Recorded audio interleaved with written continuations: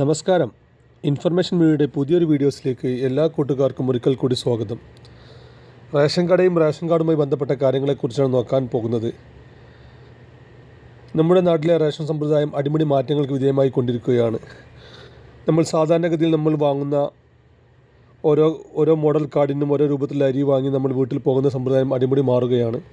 അതിനെ കുറിച്ച് നോക്കുന്നതിന് മുമ്പായി ഇൻഫർമേഷൻ മീഡിയയുടെ വീഡിയോസ് നിങ്ങൾ ആദ്യമായിട്ടാണ് കാണുന്നതെങ്കിൽ ചാനൽ സബ്സ്ക്രൈബ് ചെയ്യുക. നമ്മുടെ ചാനൽ ഒരു തരത്തിലുള്ള മതരാഷ്ട്രീയ കാര്യങ്ങളും വരുന്നതല്ല. ഗവൺമെൻറ്റിന് ലഭിക്കേണ്ട സേവനങ്ങൾ, ആനുകൂല്യങ്ങൾ, അറിയിപ്പുകൾ എന്നിവയെക്കുറിച്ച് മാത്രമാണ് വീഡിയോസ് വരുന്നത്. ശ്രദ്ധിക്കുക, ഗവൺമെൻറ് സേവനങ്ങളിൽ എപ്പോൾ വേണമെങ്കിലും പുതിയ മാറ്റങ്ങൾ വരാം. അതുകൊണ്ട് തന്നെ ഏറ്റവും പുതിയ അറിയിപ്പുകൾ ലഭിക്കാൻ തൊട്ടടുത്തുള്ള ബെല്ലൈക്കൺ കൂടി ക്ലിക്ക് ചെയ്യുക. ആദ്യം നമ്മൾ നോക്കാൻ പോകുന്ന വിഷയം നാളെ മുതലുള്ള റേഷൻ കട അവധിയാണ്. ഒരുപാട് കാര്യങ്ങൾ ആവശ്യപ്പെട്ടുകൊണ്ട് റേഷൻ വ്യാപാരികൾ നാളെ മുതൽ അനിശ്ചിതകാല സമരം തുടങ്ങുകയാണ്. നാളെ മുതൽ നമുക്ക് ഈ മാസത്തെ റേഷൻ സാധനങ്ങൾ വാങ്ങാൻ സാധിക്കുകയില്ല, അല്ലെങ്കിൽ അവർ സമരം പിൻവലിക്കണം.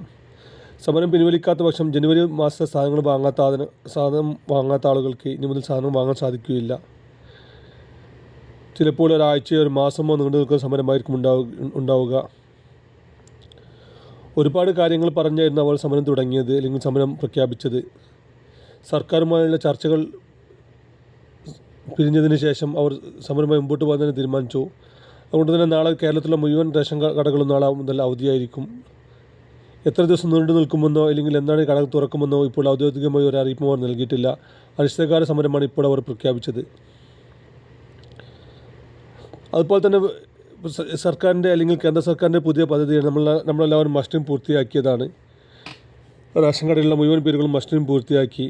ആരെല്ലാമാണ് ചുവപ്പ് റേഷൻ കാർഡ് ഉപയോഗിക്കുന്നത്, മഞ്ഞ റേഷൻ കാർഡ് ഉപയോഗിക്കുന്നത് എന്നെല്ലാം ഇപ്പോൾ സർക്കാരുകൾക്ക് മനസ്സിലായിട്ടുണ്ട്. അതിൻ്റെ അടിസ്ഥാനത്തിൽ തന്നെ ഇനി നമുക്ക്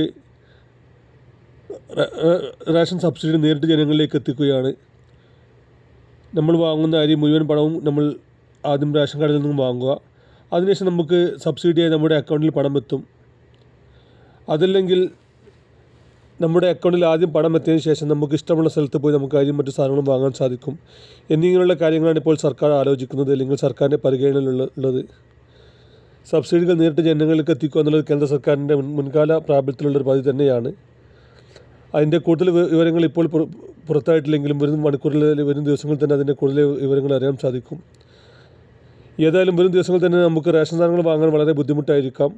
സ്ഥിരമായി റേഷൻ സാധനങ്ങൾ വാങ്ങുന്ന ആളുകൾ അല്ലെങ്കിൽ റേഷൻ സാധനങ്ങൾ ഉപയോഗിക്കുന്ന ആളുകൾക്ക് ഈ ഒരു തീരുമാനം വളരെ ബുദ്ധിമുട്ടാക്കുന്ന കാര്യം തന്നെയാണ്. സർക്കാരുകൾ ഇത് മനസ്സിലാക്കി നാളെ മുതൽ സർക്കാരിൻ്റെ കാര്യങ്ങൾ തീരുമാനമാക്കി ചെയ്യുമെന്ന് നമുക്ക് പ്രതീക്ഷിക്കാം. ഇതിനെ കൂടുതൽ വിവരങ്ങൾ വരും വീഡിയോസിൽ നമ്മൾ നോക്കുന്നതാണ്. ഇനി നമുക്കൊരു പുതിയ വീഡിയോസുമായി കാണാം. അതുവരെയും എല്ലാ കൂട്ടുകാർക്കും നന്ദി, നമസ്കാരം.